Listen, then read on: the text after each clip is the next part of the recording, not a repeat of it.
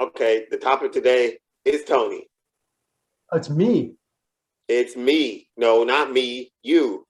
Oh, it's you. Yeah, yeah, it's you. You and me. Yeah, Yeah. yeah. Well, Yesterday very was good. me. Yeah. Okay. Yesterday was me. Now Well, I get let's. to interview. I get to interview you. Wow. All righty. Let's do this. I'm excited. So, Tony, Yes. tell me a little bit about yourself. What's your name? Where you come from? What size is your shoes? I don't think anybody wants to know about my shoes or where I came from. Come on. Do you wear the same color socks every day? Sometimes. Not really. I'm kind of like the old jock guy. I don't really care too much about what color my socks are. I just put them on. As long as they fit inside your shoes, huh? Pretty much. Yeah. Yeah. All right, all I'm right, all trying to right. clean up my look a little bit because I've been a jock for so long. It was always like, workout shorts and a t-shirt. That's all I ever wore. And so I bought this Izod brand shirt from, I don't remember, Kohl's or something. It's actually kind of nice. So I'm trying to not be such a t-shirt and shorts kind of guy. Not that there's anything wrong with that, but trying to step up my game a little bit.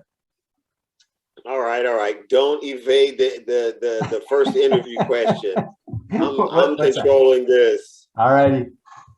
All right. Tell me about yourself. How you get started? What's your name and how old are you and all that crap and how you got started? Got started in what? Fitness. Were you an athlete? Did you just pick up a barbell one day and said, "This is what I want to do for the rest of my life"? What's I your wasn't backstory? I wasn't sure if you were asking about athletic after 40 or if you just mean like the whole thing. No, You mean my you, career, like how I got into not like the business. Your yeah, life. yeah.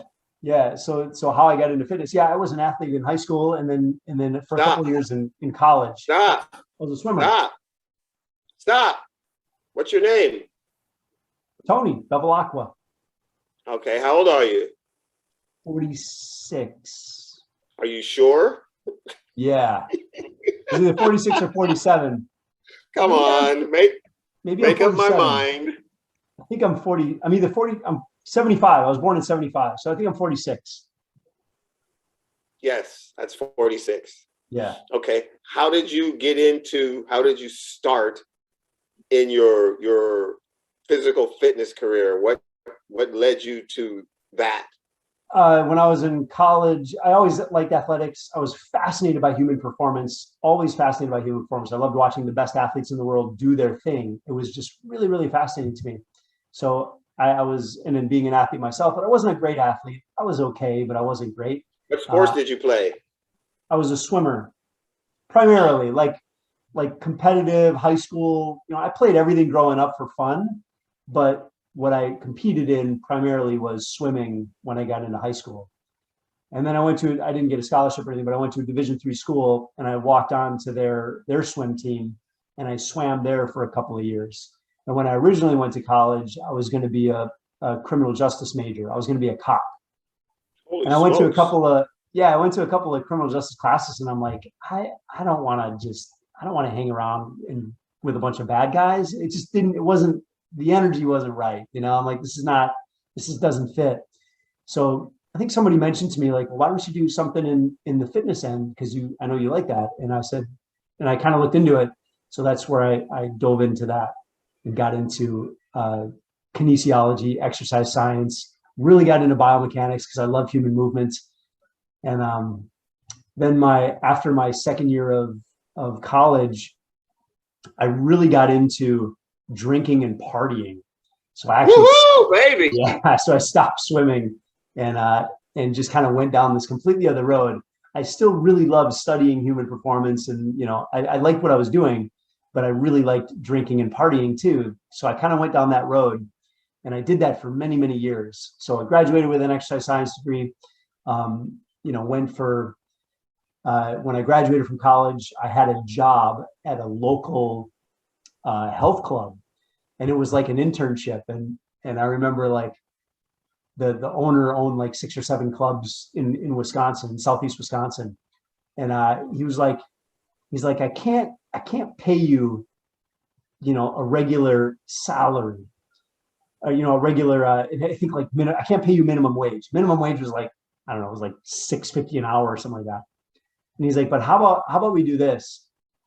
Why don't you can work for 40 hours and I'll just pay you for 20, because he had to give me minimum wage because it was like a law. So that's how he worked around it. So he's like, you work 40 hours, I'll pay you for 20. And that way the government knows that I'm paying, you know what I mean? Like I'm paying you, it was a total scam, and then all I did He was was like, taking advantage of some youngster. totally. And you know what I did? I cleaned bathrooms and I folded towels. Oh my goodness. Yeah. Like that Such a was my humble internship. beginning. Yeah. Yeah. That's all I was doing. Cleaning bathrooms and folding towels and like, grabbing key cards and swiping key cards and stuff like that behind the front desk.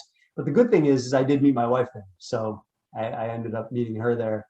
And then I had gotten another job in a high-end personal training studio. And the guy who ran that was a strength conditioning coach for a college down in Wisconsin. And he got out of that and opened this business. And I applied and I got the job. And he taught me all this really cool stuff about strength conditioning.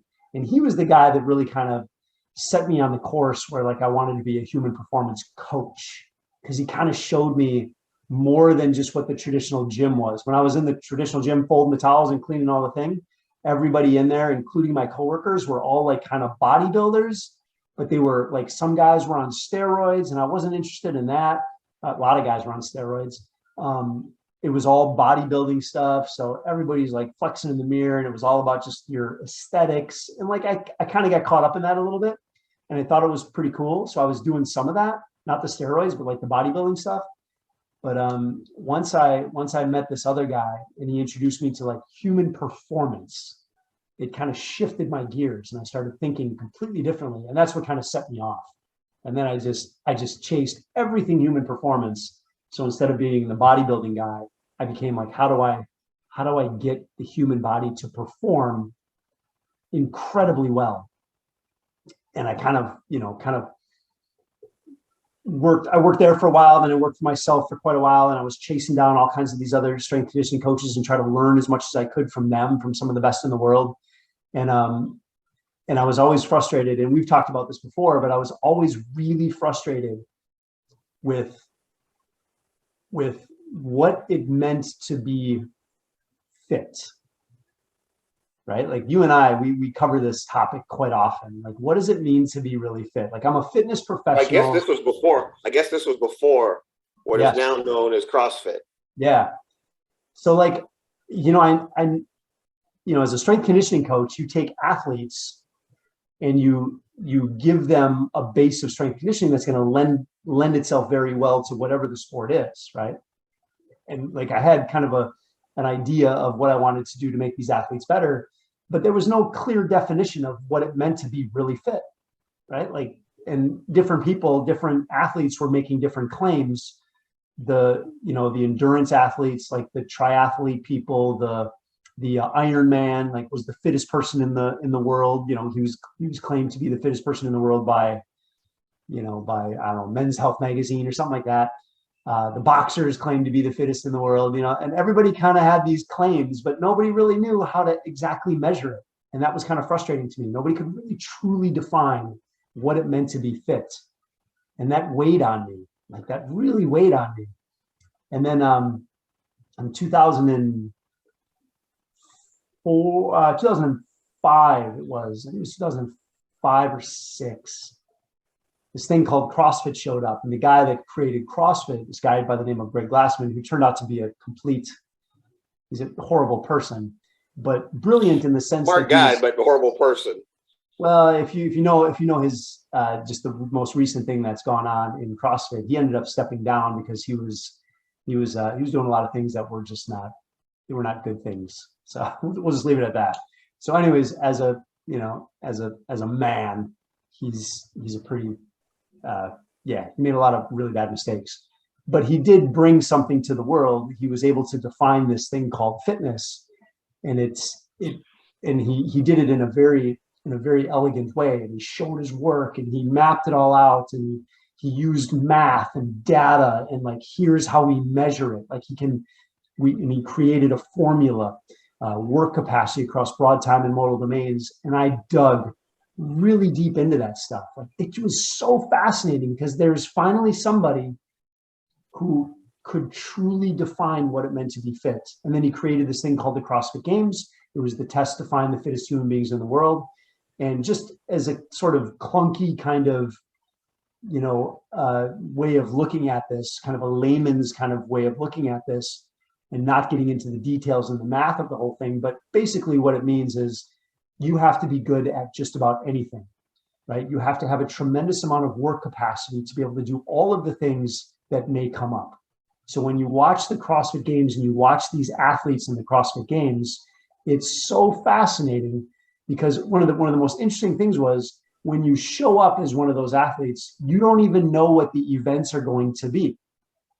You have to be literally prepared for anything, right? So whether it's a marathon run, a 40-yard dash, a heavy deadlift and a 40-yard dash, you name it, like you have to be good at all of those things. And then they spread it out over like 3 to 4 days.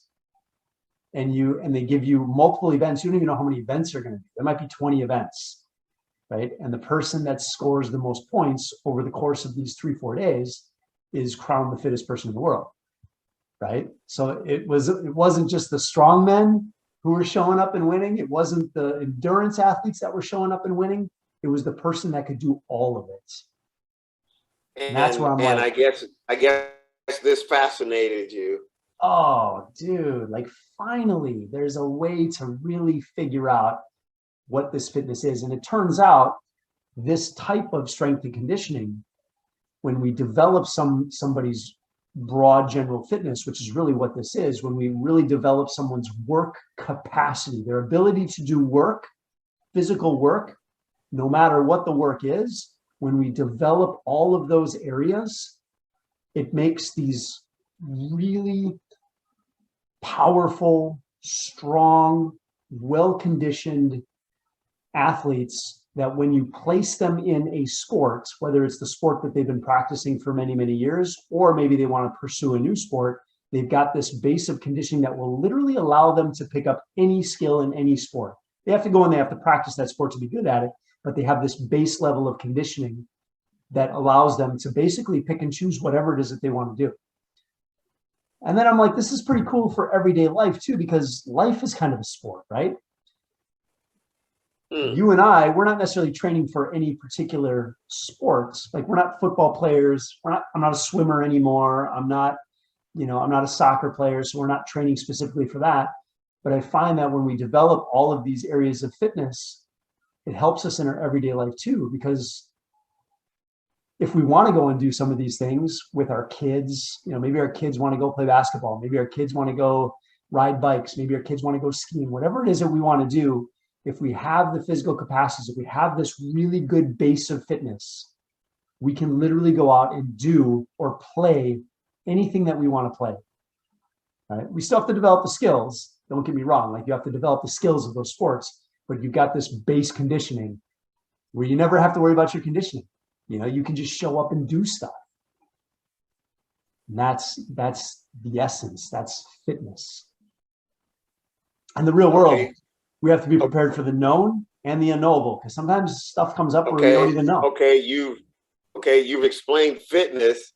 Now, you explained how, or at least the why you got into it. So let's fast forward 10 years. You're 10 years out of university, college, and you own your own gym, and what? Yeah. Well, every personal trainer's dream is to own their own gym. Like that's what everybody, at least back when I was going through my career, every personal trainer wanted to own a gym. So I got this opportunity to open a gym in Wisconsin. And I was a franchise, Anytime Fitness. I was like the second Anytime Fitness franchisee in Wisconsin. Now they're like everywhere. But I opened this gym, and they take you to this event for all the new franchisees. and all the equipment manufacturers are there, right? So like Life Fitness, Precor, Star Trek, these are all the Nautilus, all these big equipment vendors are there. And they're courting us, right, to buy their equipment. So they're presenting to all of the people because they want to sell their stuff to us, right? And I mean, they're going all out. So we're eating these crazy dinners, and they're taking us on these adventures, and they're paying for everything. Like every night was something just really super fun. And I kind of got caught up in that. I'm like, well, this is really cool, right? So I spend, $300,000, buy all this equipment, and put it in this gym, open my doors, sell a bunch of memberships. And I'm like, okay, I got this room full of all this shiny shit. Every single thing has a seat on it, right? It looks really nice. It's really cool. People go, wow, everything's so clean and shiny, and but I'm like, this is not human performance. This goes against everything that I had learned up to that, not everything, but most of the stuff that I learned up to that point. So I was kind of like, it was exciting because I'm like, I made it. I'm a personal trainer, I own a gym. But I'm like, none of this shit like jives with my philosophies or what I've been learning and what I'm really into. And I would do myself, and then I would train other people to come in. I had some personal trainers in the gym, and I would have to take one of our protocols for onboarding people to come in the gym was we would set them up with an appointment, and we would take them through all those pieces of equipment and show them how to use it. You know what it was? It was like, here's the seat number you need to be on, 10. You write it down on a piece of paper. Here's how much weight you use today, 10 to 12 repetitions. And you just kind of take them down the line. And then you go, okay, there you go. You try to sell them some personal training. Most people would say no. But I'm like, this is not helping anybody. This is not serving anyone. It's probably the worst thing you could do if you want to truly become fit. It was completely counterintuitive to what I knew.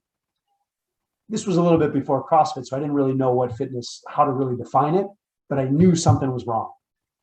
I wasn't. Did you feel that this stuff was counterintuitive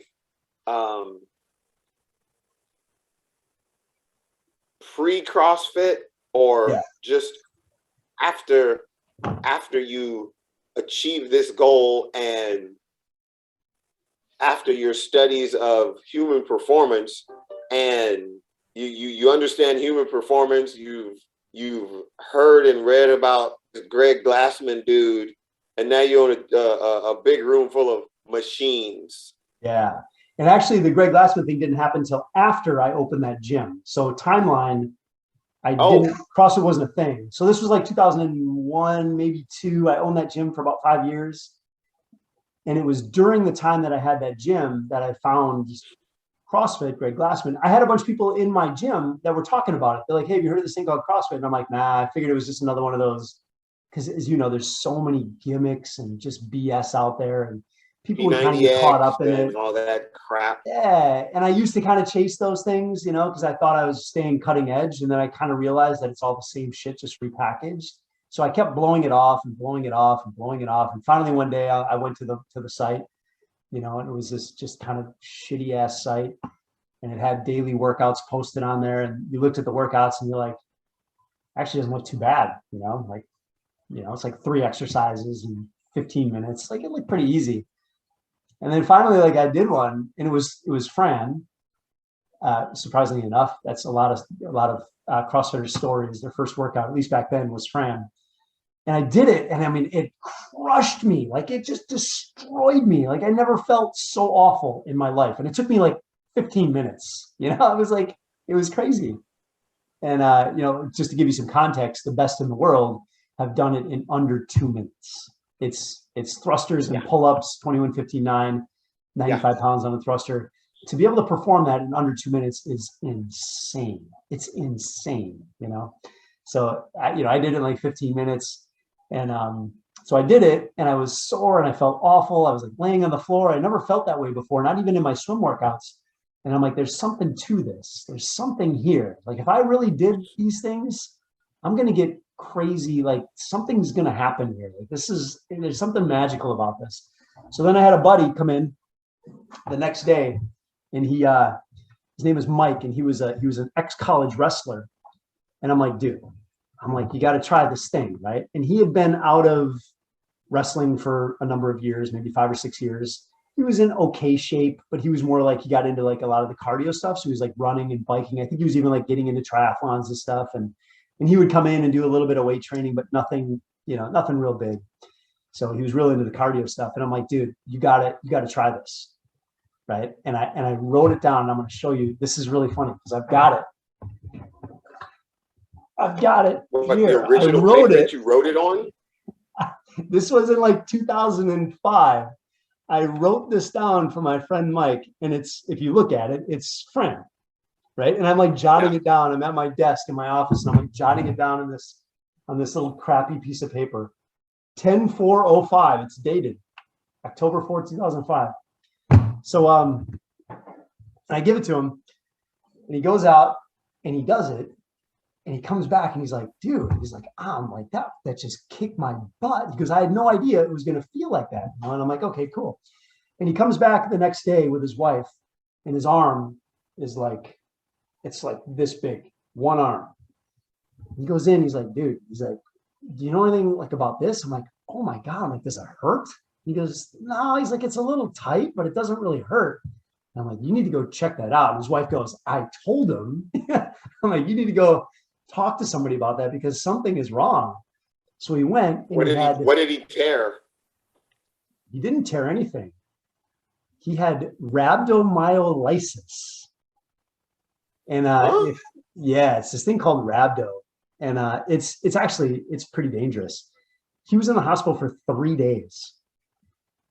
3 days. Grief. Yeah, because what happens is if you work out too intensely, and wrestlers kind of have this, they're some of the toughest people around. Like they're just really strong. Like any wrestler, especially like a college level wrestler, I find that they've got just this grit to them, right? They'll grind through anything. So I feel like he really pushed himself probably above and beyond what he should have. Like these guys don't have off buttons. So I think he overdid it. And when you overdo it, you can actually cause so much damage to your muscles that the cells explode. They break, the muscle cells.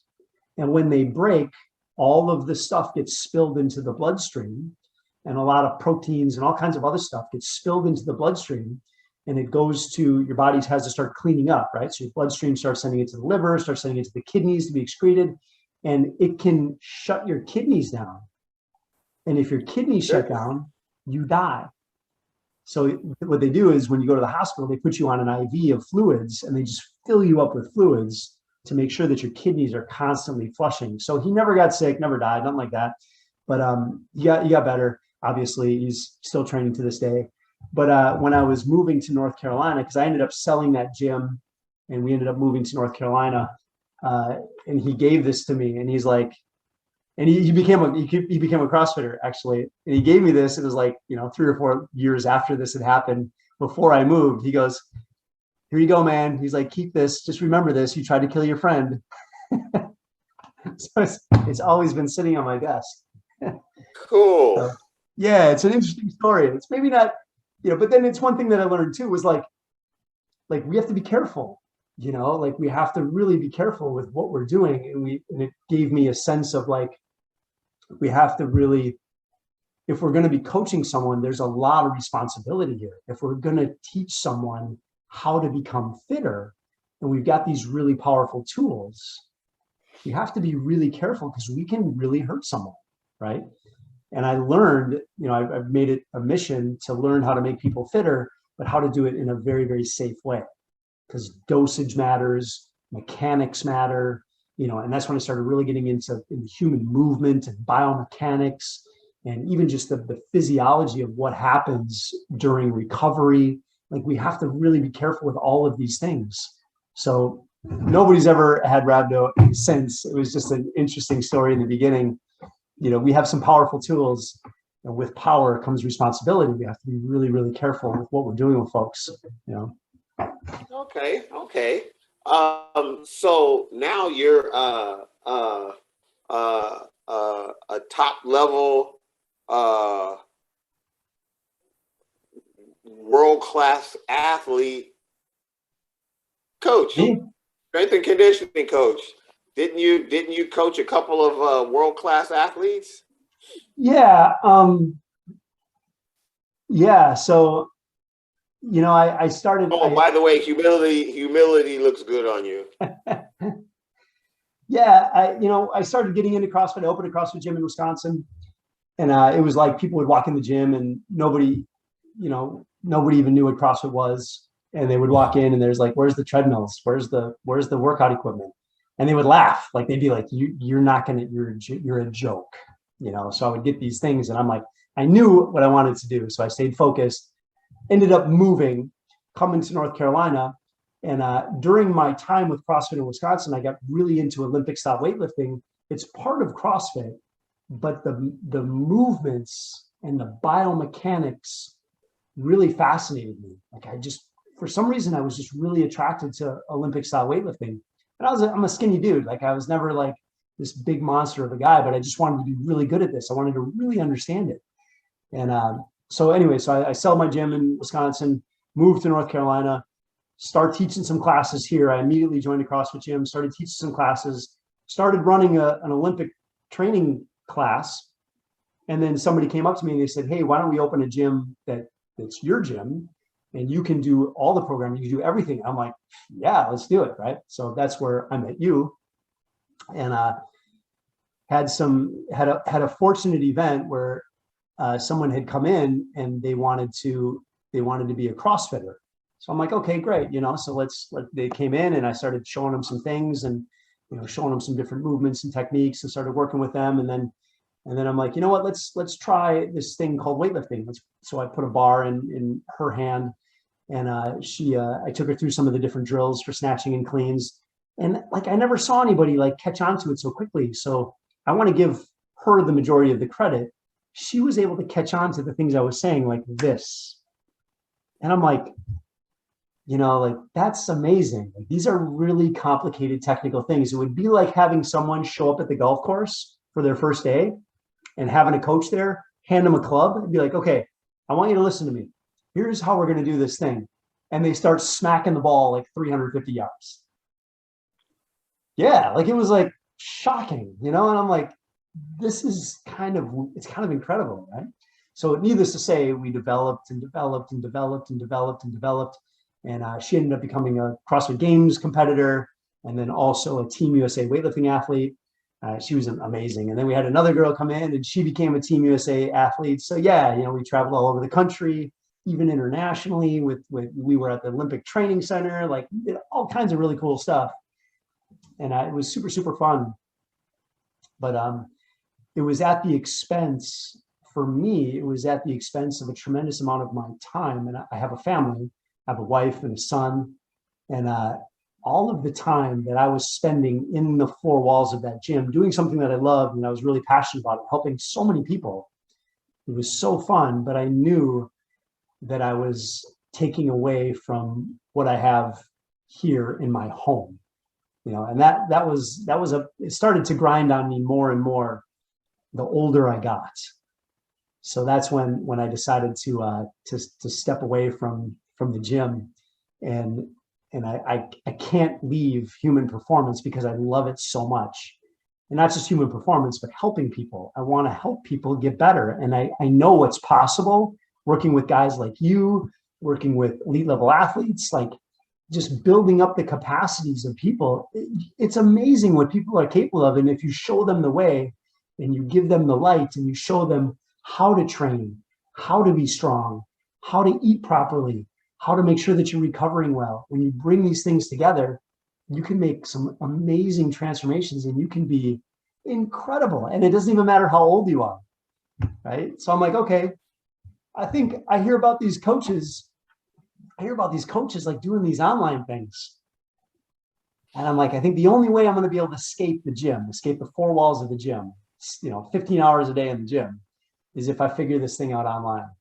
So yeah, I had a meeting with everybody at the gym And I think I've maybe told 2 people this.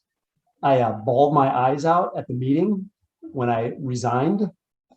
It was embarrassing and crazy all at the same time because I freaking literally bawled my eyes out like a baby. It was so weird. And it was just like, it was kind of the end of a crazy career that I had. That was like, I just felt like I, had won the lottery a million times, and embarked on this new journey. And I wanted to help guys over the age of 40 because that's why I'm over 40 now. And I know that a lot of guys over 40 need help. And I'm like, you know what? I've got some unique perspectives, and I can help just about anybody who's willing to show up and do the work.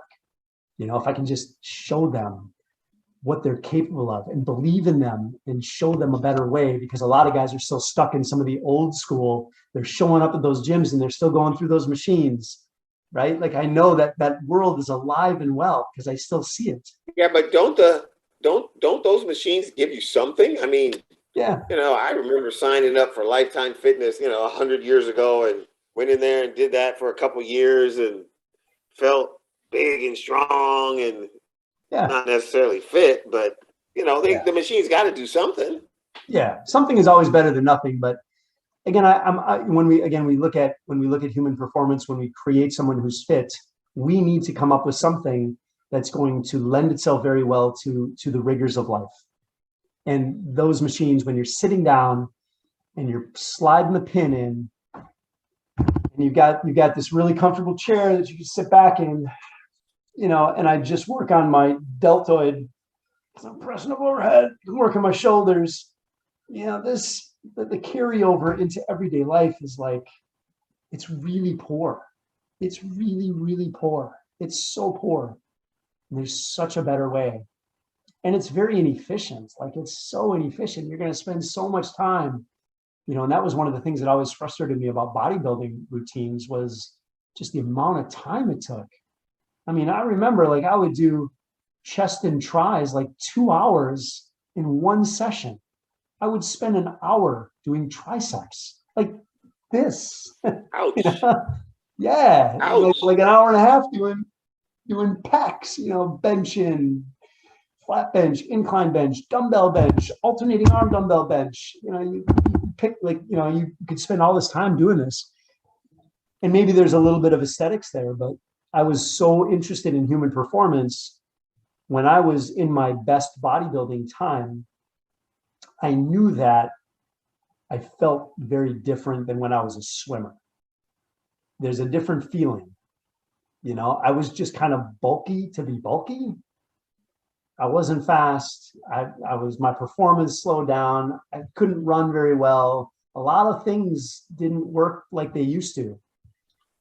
And that's when I met this other gentleman who was a strength conditioning coach for a college. And he was the one that kind of showed me something different. Like, here's how you actually get someone to perform better, right? Like, let's do things that are gonna, and I call it the one muscle method, but one of his approaches was, we look at the human body as one giant muscle, and that's what we train. We don't train individual pieces. We want to look at the whole thing. And I came up with a one muscle method. Like, that's what we do in Athletic After 40, is we train the system as one giant muscle, as opposed to, hey, what'd you do today? What did you do? Back and buys, chest and tries. Was it leg day today? We kind of put that to the wayside, and now we start training the whole body as one system, one big muscle. Cool. Develop the work capacity of that muscle. And we don't bias just strength. We don't bias just conditioning. We want it all. We want you to be strong, powerful, coordinated, balanced. We want you to have agility, speed. We want all of these things, because that's what's going to lend itself really well to whatever it is that you want to do in your life. Whatever. Even if it's just sitting on the couch being a gamer. Yeah, it might not help you be a gamer, but it's going to help you from the diseases of sedentarism. I don't think that's a word. Sedentarism. There is a word like that. I don't know if I'm saying it right. I don't know. Sedentism, something like that. That's a real word. I understand. I get it. Yeah. So look at you now, some big time, internationally known Athletic After 40 coach and owner. Holy smokes. I'm so glad I know you. Can I have your autograph? Why are you buttering me up like that? I don't get it. I don't know. I'll think of something to ask for in a minute. That's not how you usually talk to me. Sure it is. You're putting on a show, man. Yeah, well, is it working? Yeah. Are they buying it? I think if I could, I just want to, one more little thing. And it is little, but it's not little because it was a life-changing event for me. But I as much as I talk about fitness, because I just love you can see me like squirming around. When I talk about human performance, I get so excited. But there's something even more exciting for me, believe it or not, than human performance. It's like the umbrella over the top of human performance. So human performance is great, but there's something even greater, and that is health. And when we chase better health, everything else gets better, right? Your human performance gets better, your ability to be productive in your life gets better. You just have more opportunity. When your health is optimal, you can literally dominate this life if you choose. If you choose, you can dominate life if you're healthy. Optimize your health, chase health more than anything else. And part of being health, in my opinion, is being physically capable. We have to be able to do physical things, right? That's part of the health equation. And the reason because I was so involved in human performance many years ago, before I even opened that Anytime Fitness, what changed me from valuing human performance to going another level up into health was I got diagnosed with cancer when I was 29. And when I got cancer at the age of 29, at that point in my life, I wasn't really taking good care of myself, believe it or not. I was drinking a lot, probably an alcoholic by a lot of standards, but it was just kind of people I was hanging around. And I was overweight. I was working out, but I was just like bloated and I just looked awful. I was not in a good place. So I get diagnosed with cancer and I go into victim mode. I'm like, poor me, I'm so young. Why would this happen to me? You get this really crappy attitude. And I had a couple of surgeries and I spent, about 6 months going through these surgeries and these treatments and things. And the doctor says, okay, you're all clear, you're good. So I'm like, yay. So I go back to drinking and being kind of a dork on that front. And then 9 months goes by. I healed from my surgeries and 9 months goes by and the doctor calls me and says, it's back. So I'm like, really? Like, it's back? It wasn't supposed to come back, So I'm like, all right. And I remember being on the phone with the doctor and I was newly married at the time. So I had just married Carrie relatively recently. And I'm like, one of the first things I thought of was like, how am I going to tell Carrie that, like really? Like, how am I going to tell her? Right. So I'm devastated. And then I got to tell my wife, I got to do this again. And I don't even know, can I get through this again? Like, I don't even know if there's like a cure. I don't even know. So I went to victim mode in my brain. And I remember this so clearly because it was such a transformational event. And then I remember thinking that like it was an instant, like that way of thinking, that victim mentality is no longer going to serve me. It got me where I am right now, which is in a terrible place. I need to start thinking differently. I need to start really taking better care of myself. I need to take ownership of this thing. It's my fault that I'm here. And I need to really get myself healthy. And like a switch flipped. I went from like the alcoholic victim, overweight, like poor me guy into like, I'm going to be the healthiest motherfucker on this planet. It happened like this. And from that moment forward, I never looked back. Stopped drinking, ate all the, hired a bunch of coaches and health people. Like I went all over the country trying to get as much knowledge as I could from as many different people as I could just around health. It just so happens human performance was sort of a component of it. So that was kind of cool. But I learned all kinds of other stuff around nutrition and sleep. And, I did every therapy you could ever imagine. People were putting crystals on me. I did everything. Wow, I did that Coffee too. enemas, you name it, dude. I did all of it. Anything I could get my hands on, I would do. Opted out of chemotherapy I went down the health route. The doctors wanted me to do chemotherapy, right away. And I said, no. I said, I'm not going to do chemotherapy. I'm kind of in a bad place. You know, I was still kind of recovering from those surgeries. I wasn't taking good care of myself. I was drinking a lot. I'm like, if I do chemotherapy right now, it'll probably kill me. So I'm like, let me just get myself healthy and then we'll talk. So I left the doctor's office and they're like, you can't do that because you're going to die. Because the time to death for this cancer, it was very aggressive, is like 6 to 9 months. At least that's what it was then. So they're like, if you don't do the chemo, there's a good chance you're probably going to die. And I'm like, well, let me just try it. You know, we'll monitor it, we'll watch it. Let me just try to do this on my own. And I went almost 2 years with it, managing it. Like it never really it got a little bit worse at the end, but for the most part, I was able to manage the whole thing, which was really fascinating to me. To this day, I'm like, it was amazing. The thing that I couldn't do is I couldn't cure myself, which was really frustrating. So that was probably like the biggest disappointment ever in my life, was I wasn't able to cure my own cancer. That was annoying. So I did end up having to go do chemotherapy. So after about 2 years of doing this big health journey, I remember I showed up at the chemotherapy place and I was pissed off because I had to be there. I'm like, you know, it's kind of like the loss, you know, you're like, you show up and you're like, man, I was hoping I could beat this thing on my own. And I remember showing up and the girl looks at me and I'm like, fucking healthy, dude. Like, I'm like, my skin's glowing. I got this radiant, like I just felt so good. Like I was the healthiest guy on the planet with cancer. It was weird. And I remember she's like, are you sure you're in the right place? And I'm like, yeah, I'm in the right place. Yeah. Like tail between my legs, like, yeah, I'm supposed to be here. You know, so I did 6 weeks of chemotherapy, all my hair fell out, you know, it was the whole thing. Felt awful, but it worked. It cured me. Here I am. How long are you cured? That was I got diagnosed I was 39 when I got diagnosed, and then it took me about 3 years to go through the whole cancer thing. And in the meantime, I'm like opening my gym and all this other shit. But so 30, I was 29. I don't know if I said 39. I was 29. So 31, 32 is when I finally was given the all clear. So what is that? That's 15 years, 16 years that I've been out. Not bad. Not bad. A real success story. I mean, it's a personal success. You know, I don't necessarily recommend that approach for everybody with cancer, but so much of it, and we talk about this a lot, is so much of your health, your well-being is your mindset. And it's to this day, I can't even tell you the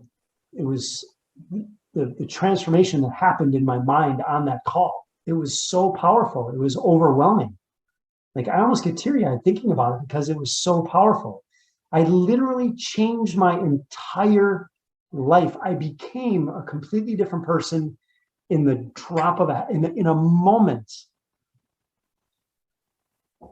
People always say like, oh, it's so hard to change your habits. It's so hard to work out. It's so hard to do this. It's so hard to break old habits. I get it. It is. I get it.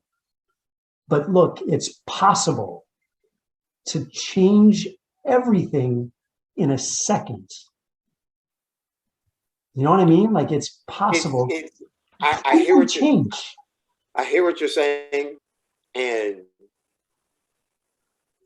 you're right. You're probably a little bit righter than you realize. I had I wouldn't say a life-changing event, but I had an event, something similar. And my wife changed my life in maybe a week. And like you, I haven't looked back. Yeah. I mean, it's like I don't consider it slipping or falling off the wagon. In my mind, I'm not going to deny myself. I'm just going to be very, very thoughtful, very, very, particular. And at the same time, very conscious of how, what, when, how much, how little.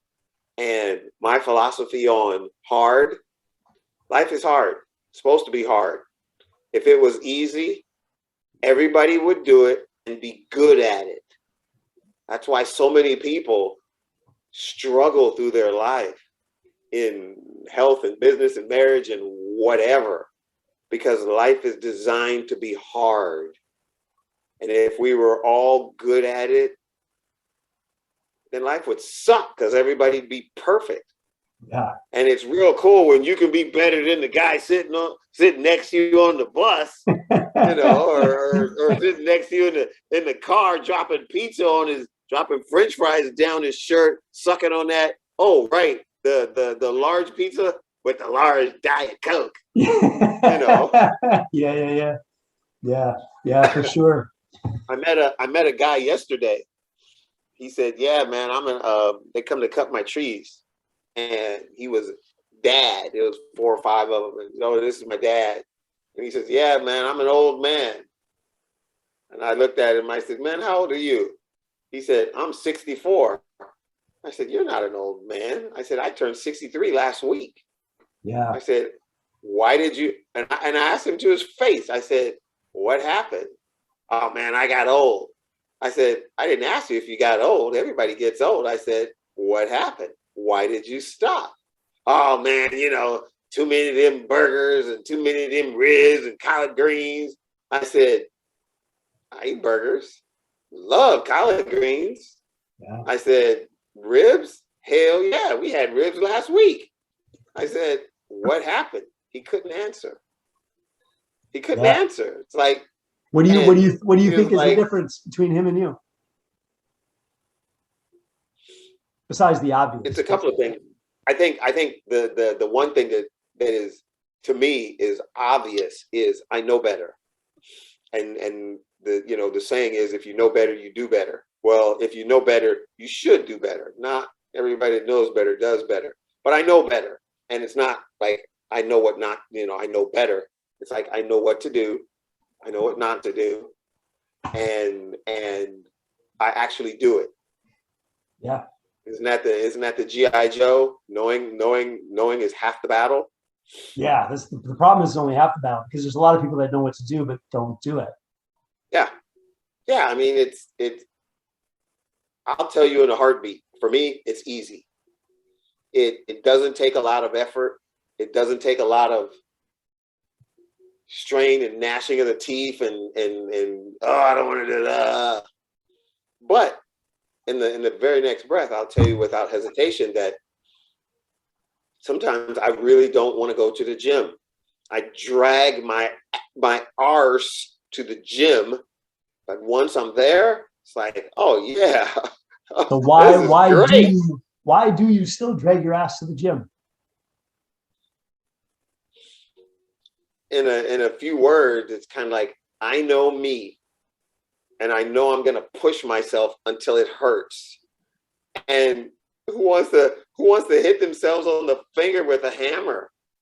You don't want to, but you do it anyway. Here's the fascinating thing, and this is, you want to know how to make this easy? Become the person you want to become in your mind. Right? Like, if you would have asked me a moment before I had that phone call, who are you? Describe yourself. Poor me. I'm an ex-cancer patient. I drink too much. I don't think much about myself. I have a lot of negative thoughts. I would have given you a lot of negative things. After that phone call, who are you? I am the healthiest motherfucker on this planet. When you become something in your mind, it's much easier to do the actions to really be that person, because that's congruent to who you see yourself as. When you ask that guy, what happened, he says, well, I'm old. I am old. I am old. If he keeps telling himself, I am old, guess what's going to manifest? Well, shit, I am old. Yes, but you are an athlete. You've told me this before. I am strong. I am fit. I am an athlete. You think so much differently than that guy does because the reason you get up and you put yourself in that gym, and I know I'm putting a little bit of words in your mouth here, so please, fix me if I need fixing, but it's easier for you because that's who you are. You're the guy who values your health and your well-being, right? And if you value health and well-being, it's harder to do something that isn't congruent with those values. In as few words as possible, from my point of view, I want it. That's it. I want it. What is it? I wanna move and run and jump and swim and climb and push and pull like Matt Fraser, Rich Froning, Cara Webb, Tia Toomey, like a decathlete, like, Yeah. I want that. Yeah. And kinda, I'm okay if I actually never, ever, ever achieve that level, but it doesn't mean I'm not gonna go after it. Yeah, I love it because that's who you are. You don't quit. We did the Spartan race together, man. You don't quit. Like you're the guy that keeps going. That's who you are as a person, and when you can become, then it's much easier. I always talk about like going to birthday parties where there's cake. I go to a birthday party and people are like, hey, you want a piece of cake? I'm like, no, I'm good. And there's always that person or that couple that's like, oh, Tony doesn't eat cake. They always want to give you grief, And I'm like, no, I love cake. I just choose to not eat it because that's just not who I am. Like if I have that cake, it's harder almost for me to eat the cake than it is to say no to the cake because it's not congruent. Like it's not who I am. I'm not the guy eating cake and pizza, Well, I try. Most times I fail, but I try to not deny myself. If it's chocolate cake, if it's a devil's food cake with chocolate cream cheese frosting, with chocolate ice cream, with nuts, I'm going to have some cake and ice cream. Now, am I going to have a honking piece and maybe take some home? Probably not. Yeah. But I will have a piece of cake. I will have some ice cream, and I will lick the bowl before I hand it back because I probably won't do it again for another month, 2 or 3 weeks. And why won't you do it again for 3 weeks? Why don't you just do it every day? Because I know that doesn't compute. It doesn't work. The guy that works with me, Johnny, I think he's 66, 65, 66. He drinks 2 or 3 ginger ales every day. Like sugar ginger ales? Like is there a lot of sugar in ginger ale? Is that like a soda? Oh, are you kidding? I don't really know. I don't know. But it's soda. It's soda. And okay. Soda, that 12-ounce soda has 14 teaspoons of sugar. He complains about his high blood pressure, his diabetes. And when he first started working with me, I said, hey, substitute one takeaway. If you drink 3 or 4 of those a day, take one away and substitute it with water, a bottle of water. Now, I can do that. No, I can't. Yeah. No, he doesn't, and he can't, and he won't. And I give up. Yeah. It's the old saying, you can lead a horse to water kind of thing. Yeah. And he's probably like, I am a diabetic. Well, yeah, you are. I am human. And I want to, today was the first day I went to my gym in 22 days. I've been hurt. And I'm still not completely recovered. I said, I'm going to the gym even if I hurt myself. I went out to my gym and I didn't lift any weight, but I did a whole lot of stuff. Yeah. And it was like, oh man, this feels good. Oh my goodness, this is just, I told my wife, I said, I'm going to go every day for the next month, every day, even if I just go out there and do some sit-ups and some air squats. I'm gonna go out there every day, and I know it. I'm not gonna just do sit-ups and air squats. I'm gonna go out every day for the next month until Christmas. I'm gonna go every day. Nice. And I'm not surprised because you're that guy. That's who you are. You value that. That's awesome. You know, it's one of those things that, you know, like you said, it's one of those things that I just feel so compelled to have, to want. I want to be, I don't know, do I want to be, or do I want to maintain, or do I want to get fitter, or do I want to, I don't know. Well, it's just clear that being in good shape is valuable to you. Regardless of how in shape you are, it's valuable to you. Yeah. Right. I mean, what we show up as, it's pretty easy to kind of pick out what people value, right? Like if you're living in a, you know, shitty ass apartment somewhere and you're driving a $100,000 BMW, like we know where your values are. And no judgment. Anybody can do whatever the heck they want. Like you make yourself happy, like knock yourself out. But you know, you chase the things that you value, and you can see it in people, and they'll describe themselves as that. To me, it's I'm that kind of strange guy. I don't want for much. I don't have to have the newest, the biggest. You know, I'm not going to stand in line in 12 degrees for the new iPhone.